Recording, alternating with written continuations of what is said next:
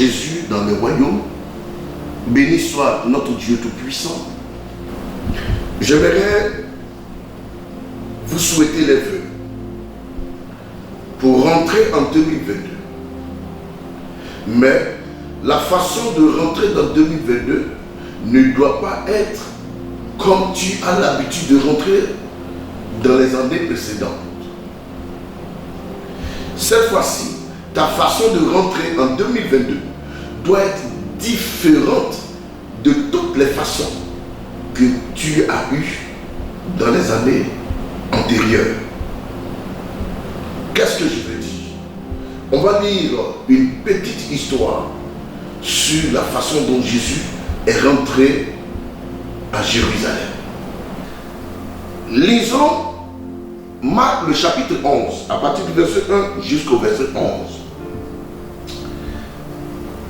Lorsqu'il approchait de Jérusalem et qu'il fut près de Bethphagée et de la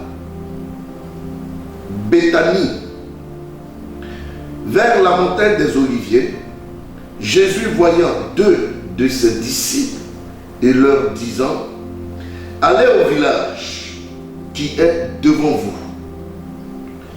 Dès que vous y entrez,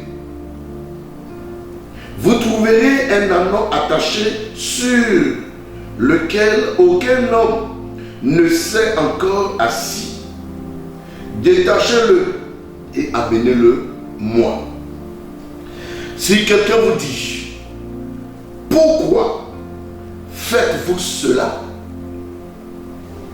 Répondez: le Seigneur en a besoin. Et à l'instant, il le laissera venir ici. Les disciples étant allés trouver l'ânon attaché dehors près d'une porte au contour du chemin, et ils le détachèrent. Quelques-uns de ceux qui étaient là leur dit: que faites-vous là? Pourquoi détachez-vous ce ânon? Il répondit comme Jésus l'avait dit. Et on le laissa aller. Il amenait à Jésus l'ânon sur lequel ils jetaient leurs vêtements, et Jésus s'assit dessus. Beaucoup de gens étendirent leurs vêtements sur le chemin, et d'autres leurs vêtements sur le chemin, et d'autres des branches qu'ils coupaient dans les champs. Ceux qui précédaient et ceux qui suivaient Jésus criaient: Hosanna, béni soit celui qui vient au nom du Seigneur. Hosanna, béni soit celui qui vient au nom du Seigneur. Béni soit le règne qui vient, le règne de David, notre Père. Hosanna dans les lieux très hauts. Jésus entra à Jérusalem dans le temple. Quand il eut tout considéré, comme il était déjà tard, il s'en alla à Béthanie avec les 12. Béni soit le nom du Seigneur. Vous voyez, la Bible dit que Jésus-Christ de Nazareth avait pour habitude chaque année de partir à Jérusalem. Pourquoi?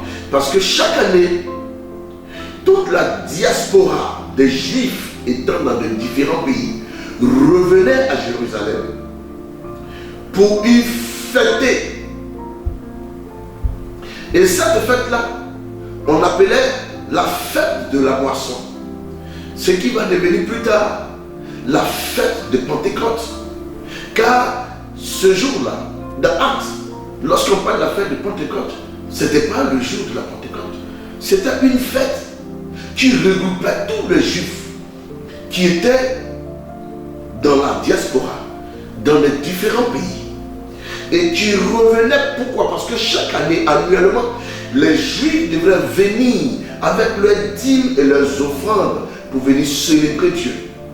Dans cette célébration, on appelait cela la fête de la moisson. Ça veut dire qu'après avoir travaillé dans des lourds et dans des durs labeurs, et quand ils avaient amassé beaucoup d'argent, beaucoup de biens, ils prélevaient leurs dîmes, leurs offrandes, et à l'année suivante, ils venaient à Jérusalem et ils fêtaient, ils honoraient, ils bénissaient Dieu et chacun retournait. C'était à cette époque-là que ceux qui étaient venus avec leurs femmes, qui étaient américains, juifs, qui étaient israéliens, qui étaient italiens, chinois, canadiens, ivoiriens, gabonais, tous ceux qui étaient venus avec leurs amis, leurs maris, de différentes nations, de différentes langues, unis, ce jour-là, Dieu va faire descendre le Saint-Esprit. Et voilà pourquoi la Bible dit tous les entendaient parler dans leur langue maternelle.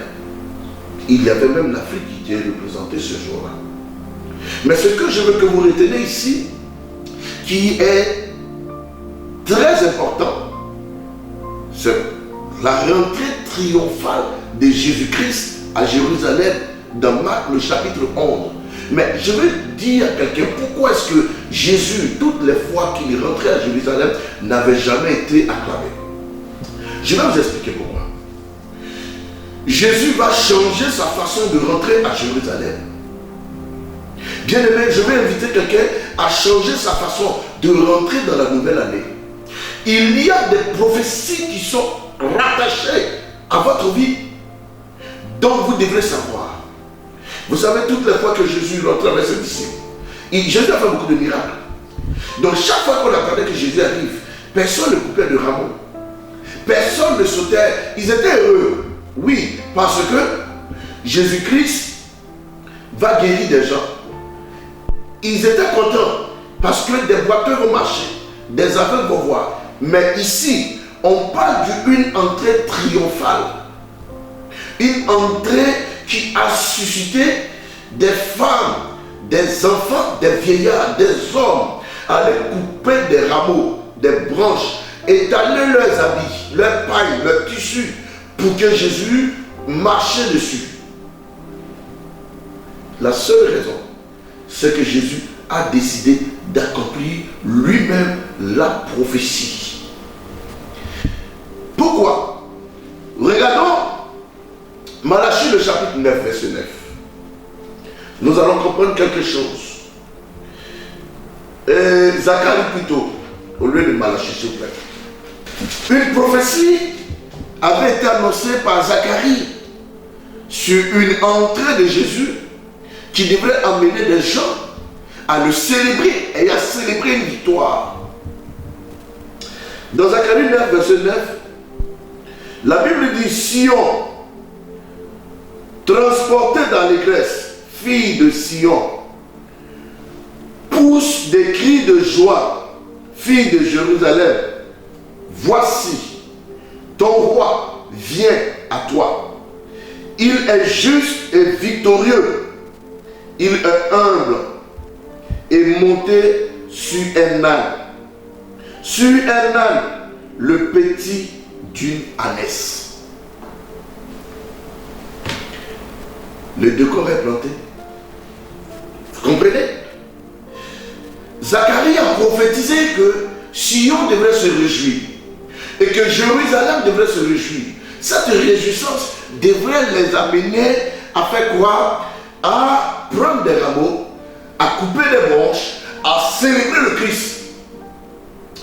Mais voici le signe qu'ils reconnaîtront que c'est lui le Messie, c'est lui l'humble, c'est lui le roi.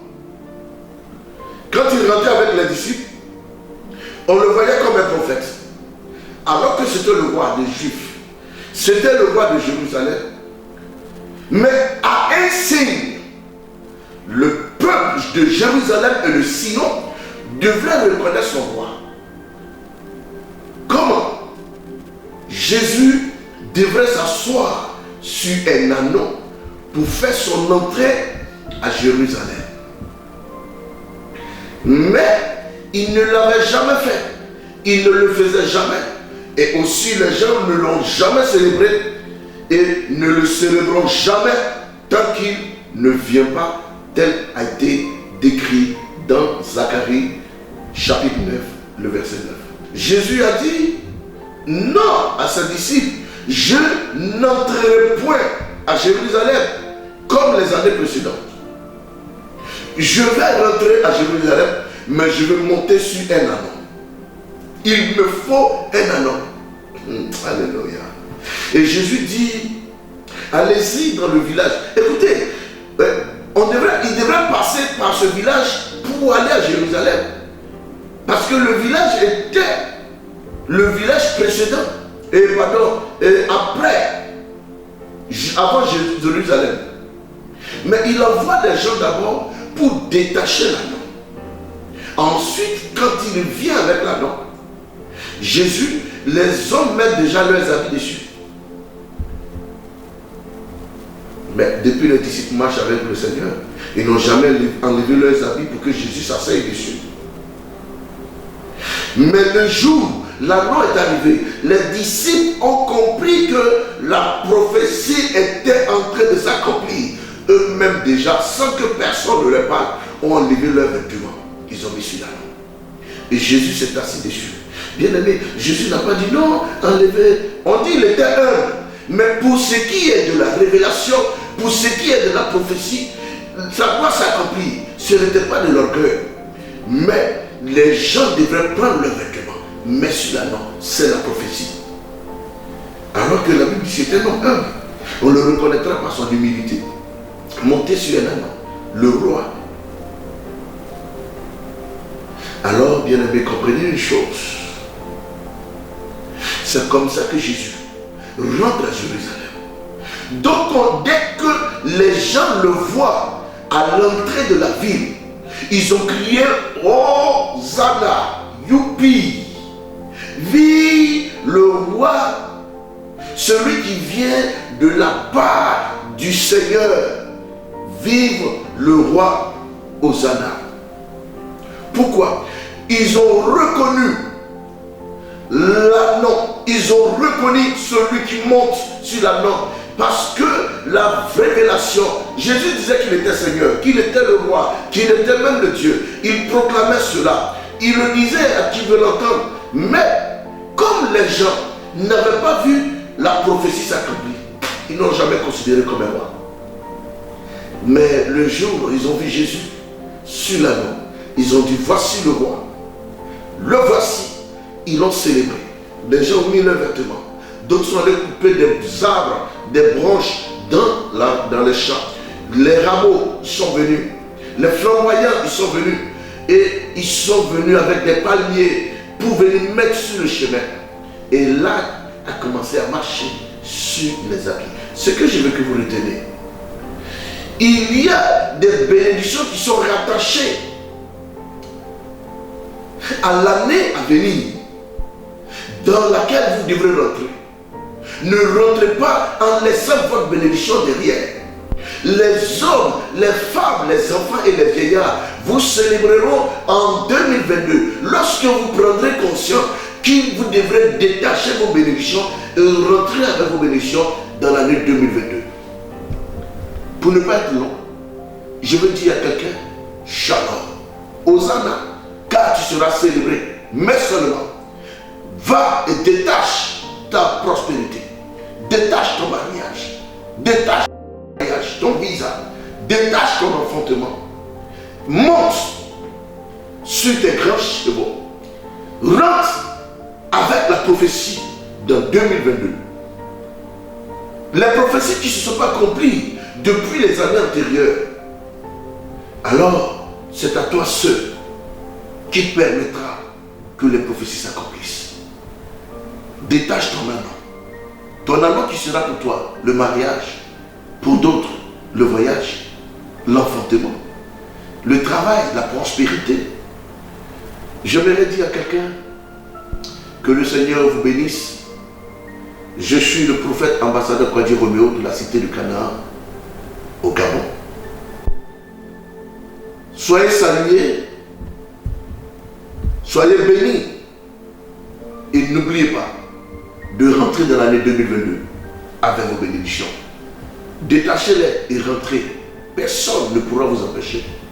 Parce que le maître en a besoin. Parce que toi-même tu en as besoin. Oui, tu as besoin de ce mariage. Tu as besoin de cet enfant. Tu as besoin de ce voyage. Tu as besoin de ce travail.